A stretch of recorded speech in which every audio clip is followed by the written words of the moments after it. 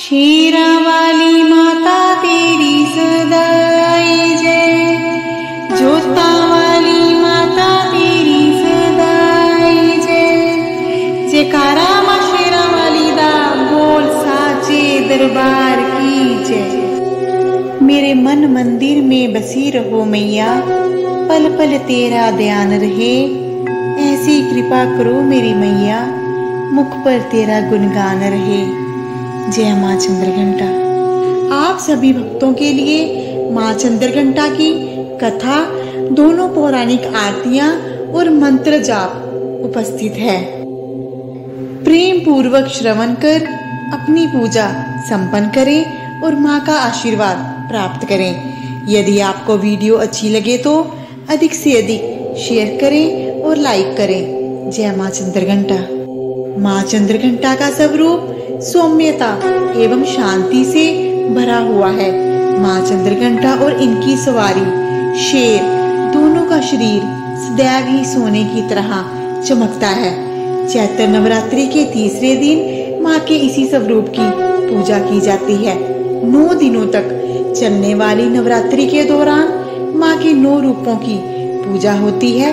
मां चंद्रघंटा राक्षसों का वध करने के लिए जानी जाती है। मान्यता है कि वह अपने भक्तों के दुखों को दूर करती है, इसलिए उनके हाथों में धनुष, त्रिशूल, तलवार और गदा होती है। देवी चंद्रघंटा के सिर पर घंटे के आकार का अर्धचंद्र नजर आता है। इसी वजह से श्रद्धालु उन्हें चंद्रघंटा कहकर बुलाते हैं। मां चंद्रघंटा को लाल रंग अति प्रिय है, इसलिए मां को सिंदूर, लाल वस्त्र, चमेली का पुष्प और कोई भी लाल रंग का फूल अर्पित किया जाता है। मां को दूध से बनी मिठाई का भोग लगाया जाता है। मां चंद्रघंटा असुरों के विनाश हेतु मां दुर्गा के तृतीय रूप में अवतरित होती है, जो भयंकर दैत्य सेनाओं का संहार करके देवताओं को उनका भाग दिलाती है, भक्तों को वांछित फल दिलाने वाली है। आप संपूर्ण जगत की पीड़ा का नाश करने वाली हैं। वह मेगा शक्ति आप ही हैं। दुर्गा भवसागर से उतारने वाली भी आप ही हैं।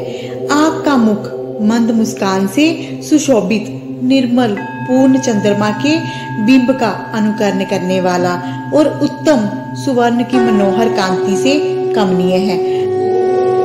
यह बड़े आश्चर्य की बात है कि जब देवी का वही मुख क्रोध से युक्त होने पर उदय काल के चंद्रमा की भांति लाल और तनी हुई भौहों के कारण विकराल हो उठा, तब उसे देखकर जो महिषासुर के प्राण तुरंत निकल गए। ये उससे भी बढ़कर आश्चर्य की बात है, क्योंकि क्रोध में भरे हुए यमराज को देखकर भला कौन जीवित रह सकता है।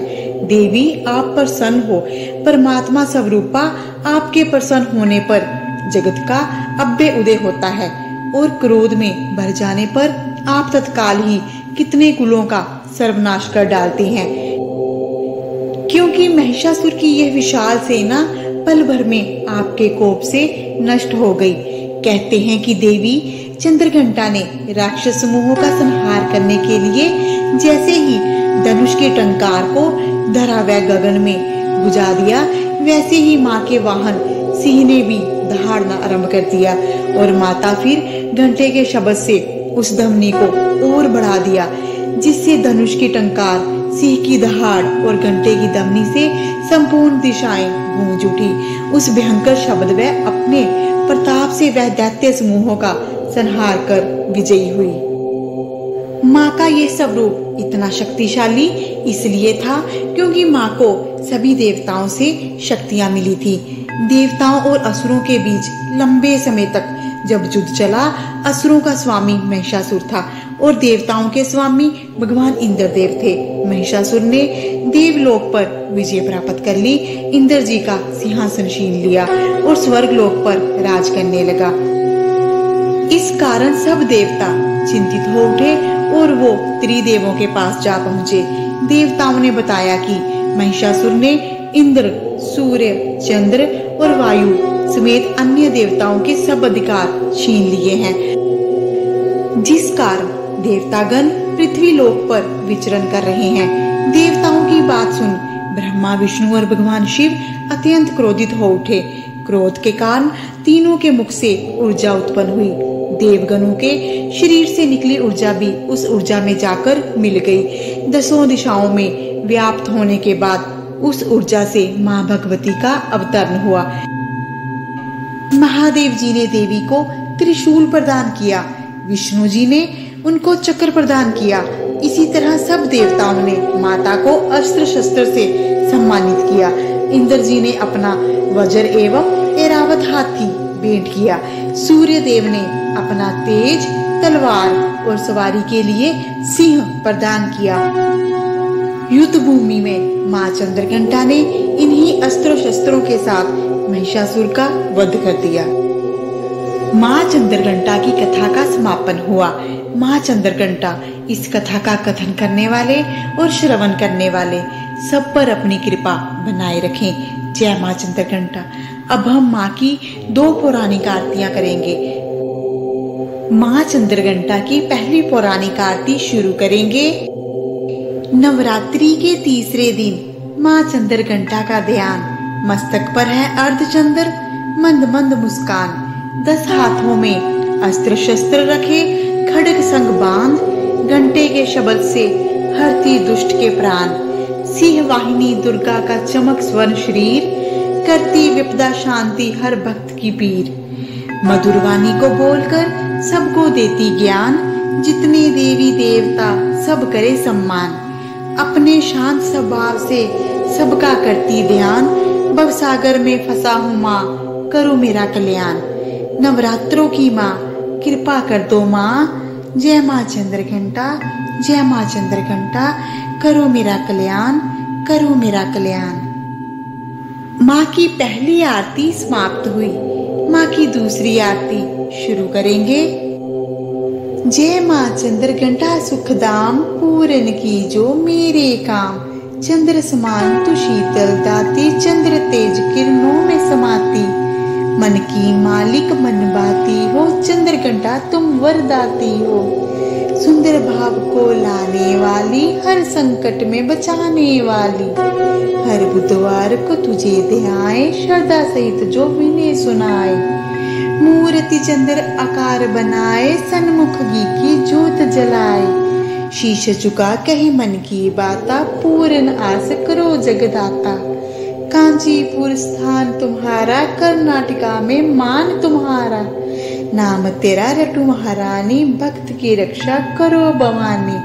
भक्त की रक्षा करो भवानी, भक्त की रक्षा करो भवानी। माँ चंद्रघंटा की दूसरी आरती भी समाप्त हुई। अब हम मंत्र जाप के साथ माँ की पूजा संपन्न करेंगे। जय माँ चंद्रघंटा। इस मंत्र का अर्थ है कि जो देवी सब प्राणियों में माँ चंद्रघंटा के रूप में विराजमान है, उस देवी को नमस्कार है, नमस्कार है, बारंबार नमस्कार है।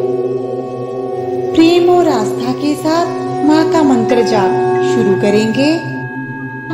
या देवी सर्वभूतेषु चंद्रघंटा रूपेण संस्थिता, नमस्तस्यै नमस्तस्यै नमस्तस्यै नमो नमः। या देवी सर्वभूतेषु चंद्रघंटा रूपेण संस्थिता, नमस्तस्यै नमस्तस्यै नमस्तस्यै नमो नमः। या देवी सर्वभूतेषु चंद्रघंटा रूपेण संस्थिता, नमस्तस्यै नमस्तस्यै नमस्तस्यै नमो नमः। या देवी सर्वभूतेषु चंद्रघंटा रूपेण संस्थिता, नमस्तस्यै नमस्तस्यै नमस्तस्यै नमो नमः। या देवी सर्वभूतेषु चंद्रघंटा रूपेण संस्थिता, नमस्तस्यै नमस्तस्यै नमस्तस्यै नमो नमः। या देवी सर्वभूतेषु चंद्रघंटा रूपेण संस्थिता, नमस्तस्यै नमस्तस्यै नमस्तस्यै नमो नमः। या देवी सर्वभूतेषु चन्द्रघण्टारूपेण संस्थिता नमस्तस्यै नमस्तस्यै नमस्तस्यै नमो नमः। या देवी सर्वभूतेषु चन्द्रघण्टारूपेण संस्थिता नमस्तस्यै नमस्तस्यै नमस्तस्यै नमो नमः। या देवी सर्वभूतेषु चन्द्रघण्टारूपेण संस्थिता नमस्तस्यै नमस्तस्यै नमस्तस्यै नमो नमः।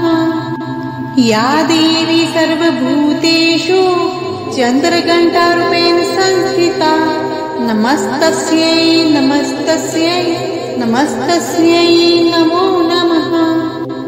या देवी सर्वभूतेषु चन्द्रघण्टारूपेण संस्थिता नमस्तस्यै नमस्तस्यै नमस्तस्यै नमो नमः।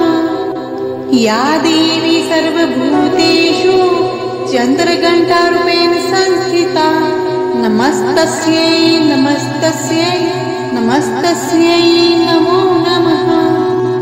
या देवी सर्वभूतेषु चन्द्रघण्टारूपेण संस्थिता नमस्तस्यै नमस्तस्यै नमस्तस्यै नमो नमः। या देवी सर्वभूतेषु चन्द्रघण्टारूपेण संस्थिता नमस्तस्यै नमस्तस्यै नमस्तस्यै नमो नमः। या देवी सर्वभूतेषु चन्द्रघण्टारूपेण संस्थिता नमस्तस्यै नमस्तस्यै नमस्तस्यै नमो नमः। या देवी सर्वभूतेषु चन्द्रघण्टारूपेण संस्थिता नमस्तस्यै नमस्तस्यै नमस्तस्यै नमो नमः। या देवी सर्वभूतेषु चन्द्रघण्टारूपेण संस्थिता नमस्तस्यै नमस्तस्यै नमस्तस्यै नमो नमः। या देवी सर्वभूतेषु चन्द्रघण्टारूपेण संस्थिता नमस्तस्यै नमस्तस्यै नमस्तस्यै नमो नमः। या देवी सर्वभूतेषु चन्द्रघण्टारूपेण संस्थिता नमस्तस्यै नमस्तस्यै नमस्तस्यै नमो नमः। या देवी सर्वभूतेषु चन्द्रघण्टारूपेण संस्थिता नमस्तस्यै नमस्तस्यै नमस्तस्यै नमो नमः। या देवी सर्वभूतेषु चन्द्रघण्टारूपेण संस्थिता नमस्तस्यै नमस्तस्यै नमस्तस्यै नमो नमः। या देवी सर्वभूतेषु चन्द्रघण्टारूपेण संस्थिता नमस्तस्यै नमस्तस्यै नमस्तस्यै नमो नमः। या देवी सर्वभूतेषु चन्द्रघण्टारूपेण संस्थिता नमस्तस्यै नमस्तस्यै नमस्तस्यै नमो नमः। या देवी सर्वभूतेषु चन्द्रघण्टारूपेण संस्थिता नमस्तस्यै नमस्तस्यै नमस्तस्यै नमो नमः। या देवी सर्वभूतेषु चन्द्रघण्टारूपेण संस्थिता नमस्तस्यै नमस्तस्यै नमस्तस्यै नमो नमः। या देवी सर्वभूतेषु चन्द्रघण्टारूपेण संस्थिता नमस्तस्यै नमस्तस्यै नमस्तस्यै नमो नमः। या देवी सर्वभूतेषु चन्द्रघण्टारूपेण संस्थिता नमस्तस्यै नमस्तस्यै नमस्तस्यै नमो नमः। या देवी सर्वभूतेषु चन्द्रघण्टारूपेण संस्थिता नमस्तस्यै नमस्तस्यै नमस्तस्यै नमो नमः। या देवी सर्वभूतेषु चन्द्रघण्टारूपेण संस्थिता नमस्तस्यै नमस्तस्यै नमस्तस्यै नमो नमः। या देवी सर्वभूतेषु चन्द्रघण्टारूपेण संस्थिता नमस्तस्यै नमस्तस्यै नमस्तस्यै नमो नमः। या देवी सर्वभूतेषु चन्द्रघण्टारूपेण संस्थिता नमस्तस्यै नमस्तस्यै नमस्तस्यै नमो नमः। या देवी सर्वभूतेषु चन्द्रघण्टारूपेण संस्थिता नमस्तस्यै नमस्तस्यै नमस्तस्यै नमो नमः। या देवी सर्वभूतेषु चन्द्रघण्टारूपेण संस्थिता नमस्तस्यै नमस्तस्यै नमस्तस्यै नमो नमः। या देवी सर्वभूतेषु चन्द्रघण्टारूपेण संस्थिता नमस्तस्यै नमस्तस्यै नमस्तस्यै नमो नमः। या देवी सर्वभूतेषु चन्द्रघण्टारूपेण संस्थिता नमस्तस्यै नमस्तस्यै नमस्तस्यै नमो नमः। या देवी सर्वभूतेषु चन्द्रघण्टारूपेण संस्थिता नमस्तस्यै नमस्तस्यै नमस्तस्यै नमो नमः। या देवी सर्वभूतेषु चन्द्रघण्टारूपेण संस्थिता नमस्तस्यै नमस्तस्यै नमस्तस्यै नमो नमः। या देवी सर्वभूतेषु चन्द्रघण्टारूपेण संस्थिता नमस्तस्यै नमस्तस्यै नमस्तस्यै नमो नमः। या देवी सर्वभूतेषु चन्द्रघण्टारूपेण संस्थिता नमस्तस्यै नमस्तस्यै नमस्तस्यै नमो नमः। या देवी सर्वभूतेषु चन्द्रघण्टारूपेण संस्थिता नमस्तस्यै नमस्तस्यै नमस्तस्यै नमो नमः। या देवी सर्वभूतेषु चन्द्रघण्टारूपेण संस्थिता नमस्तस्यै नमस्तस्यै नमस्तस्यै नमो नमः। या देवी सर्वभूतेषु चन्द्रघण्टारूपेण संस्थिता नमस्तस्यै नमस्तस्यै नमस्तस्यै नमो नमः। या देवी सर्वभूतेषु चन्द्रघण्टारूपेण संस्थिता नमस्तस्यै नमस्तस्यै नमस्तस्यै नमो नमः। या देवी सर्वभूतेषु चन्द्रघण्टारूपेण संस्थिता नमस्तस्यै नमस्तस्यै नमस्तस्यै नमो नमः। या देवी सर्वभूतेषु चन्द्रघण्टारूपेण संस्थिता नमस्तस्यै नमस्तस्यै नमस्तस्यै नमो नमः। या देवी सर्वभूतेषु चन्द्रघण्टारूपेण संस्थिता नमस्तस्यै नमस्तस्यै नमस्तस्यै नमो नमः। या देवी सर्वभूतेषु चन्द्रघण्टारूपेण संस्थिता नमस्तस्यै नमस्तस्यै नमस्तस्यै नमो नमः। या देवी सर्वभूतेषु चन्द्रघण्टारूपेण संस्थिता नमस्तस्यै नमस्तस्यै नमस्तस्यै नमो नमः। या देवी सर्वभूतेषु चन्द्रघण्टारूपेण संस्थिता नमस्तस्यै नमस्तस्यै नमस्तस्यै नमो नमः। या देवी सर्वभूतेषु चन्द्रघण्टारूपेण संस्थिता नमस्तस्यै नमस्तस्यै नमस्तस्यै नमो नमः। या देवी सर्वभूतेषु चन्द्रघण्टारूपेण संस्थिता नमस्तस्यै नमस्तस्यै नमस्तस्यै नमो नमः। या देवी सर्वभूतेषु चन्द्रघण्टारूपेण संस्थिता नमस्तस्यै नमस्तस्यै नमस्तस्यै नमो नमः। या देवी सर्वभूतेषु चन्द्रघण्टारूपेण संस्थिता नमस्तस्यै नमस्तस्यै नमस्तस्यै नमो नमः।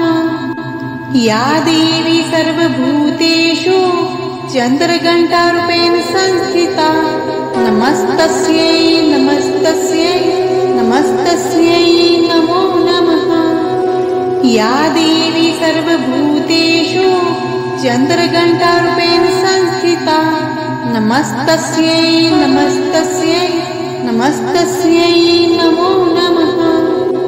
या देवी सर्वभूतेषु चन्द्रघण्टारूपेण संस्थिता नमस्तस्यै नमस्तस्यै नमस्तस्यै नमो नमः। या देवी सर्वभूतेषु चन्द्रघण्टारूपेण संस्थिता नमस्तस्यै नमस्तस्यै नमस्तस्यै नमो नमः। या देवी सर्वभूतेषु चन्द्रघण्टारूपेण संस्थिता नमस्तस्यै नमस्तस्यै नमस्तस्यै नमो नमः। या देवी सर्वभूतेषु चन्द्रघण्टारूपेण संस्थिता नमस्तस्यै नमस्तस्यै नमस्तस्यै नमो नमः। या देवी सर्वभूतेषु चन्द्रघण्टारूपेण संस्थिता नमस्तस्यै नमस्तस्यै नमस्तस्यै नमो नमः। या देवी सर्वभूतेषु चन्द्रघण्टारूपेण संस्थिता नमस्तस्यै नमस्तस्यै नमस्तस्यै नमो नमः। या देवी सर्वभूतेषु चन्द्रघण्टारूपेण संस्थिता नमस्तस्यै नमस्तस्यै नमस्तस्यै नमो नमः।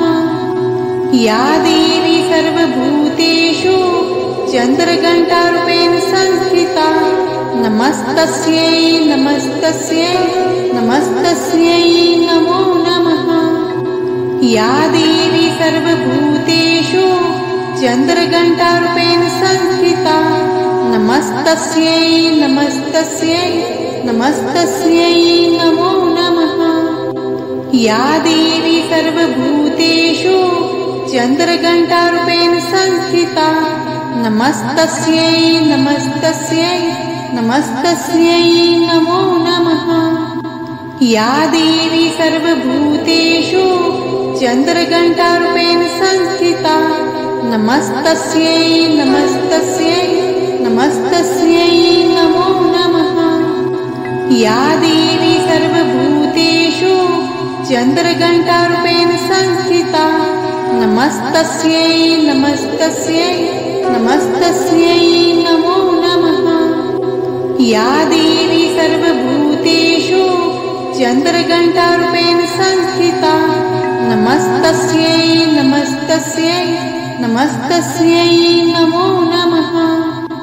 या देवी सर्वभूतेषु चन्द्रघण्टारूपेण संस्थिता नमस्तस्यै नमस्तस्यै नमस्तस्यै नमो नमः। या देवी सर्वभूतेषु चन्द्रघण्टारूपेण संस्थिता नमस्तस्यै नमस्तस्यै नमस्तस्यै नमो नमः। या देवी सर्वभूतेषु चन्द्रघण्टारूपेण संस्थिता नमस्तस्यै नमस्तस्यै नमस्तस्यै नमो नमः। या देवी सर्वभूतेषु चन्द्रघण्टारूपेण संस्थिता नमस्तस्यै नमस्तस्यै नमस्तस्यै नमो नमः। या देवी सर्वभूतेषु चन्द्रघण्टारूपेण संस्थिता नमस्तस्यै नमस्तस्यै नमस्तस्यै नमो नमः। या देवी सर्वभूतेषु चन्द्रघण्टारूपेण संस्थिता नमस्तस्यै नमस्तस्यै नमस्तस्यै नमो नमः। या देवी सर्वभूतेषु चन्द्रघण्टारूपेण संस्थिता नमस्तस्यै नमस्तस्यै नमस्तस्यै नमो नमः।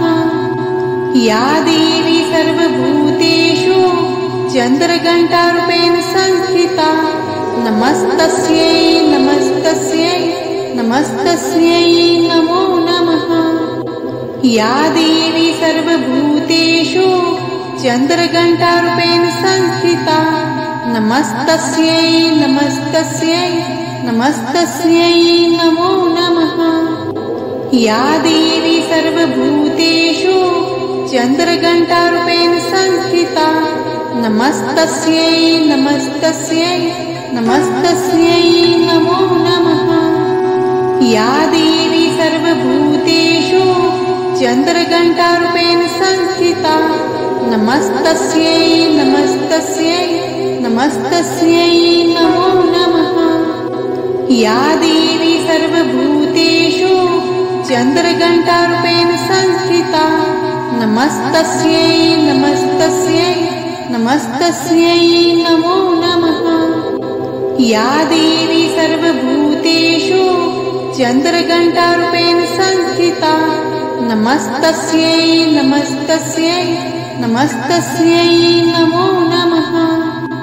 या देवी सर्वभूतेषु चन्द्रघण्टारूपेण संस्थिता नमस्तस्यै नमस्तस्यै नमस्तस्यै नमो नमः।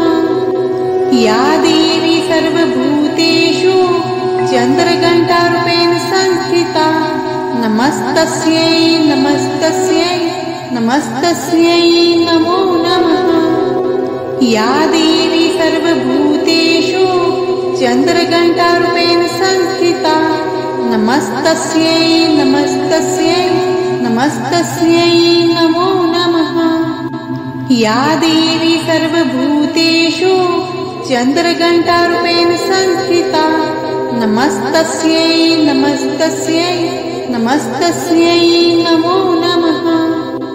या देवी सर्वभूतेषु चन्द्रघण्टारूपेण संस्थिता नमस्तस्यै नमस्तस्यै नमस्तस्यै नमो नमः।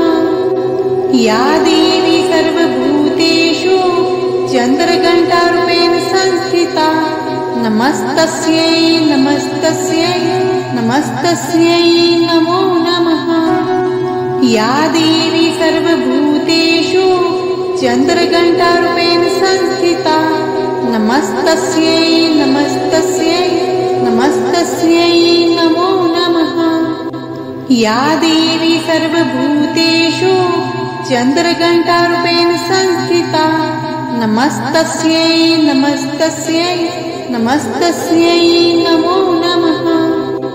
या देवी सर्वभूतेषु चन्द्रघण्टारूपेण संस्थिता नमस्तस्यै नमस्तस्यै नमस्तस्यै नमो नमः। या देवी सर्वभूतेषु चन्द्रघण्टारूपेण संस्थिता नमस्तस्यै नमस्तस्यै नमस्तस्यै नमो नमः। या देवी सर्वभूतेषु चन्द्रघण्टारूपेण संस्थिता नमस्तस्यै नमस्तस्यै नमस्तस्यै नमो नमः। या देवी सर्वभूतेषु चन्द्रघण्टारूपेण संस्थिता नमस्तस्यै नमस्तस्यै नमस्तस्यै नमो नमः। या देवी सर्वभूतेषु चन्द्रघण्टारूपेण संस्थिता नमस्तस्यै नमस्तस्यै नमस्तस्यै नमो नमः। या देवी सर्वभूतेषु चन्द्रघण्टारूपेण संस्थिता नमस्तस्यै नमस्तस्यै नमस्तस्यै नमो नमः। या देवी सर्वभूतेषु चन्द्रघण्टारूपेण संस्थिता नमस्तस्यै नमस्तस्यै नमस्तस्यै नमो नमः। या देवी सर्वभूतेषु चन्द्रघण्टारूपेण संस्थिता नमस्तस्यै नमस्तस्यै नमस्तस्यै नमो नमः। या देवी सर्वभूतेषु चन्द्रघण्टारूपेण संस्थिता नमस्तस्यै नमस्तस्यै नमस्तस्यै नमो नमः।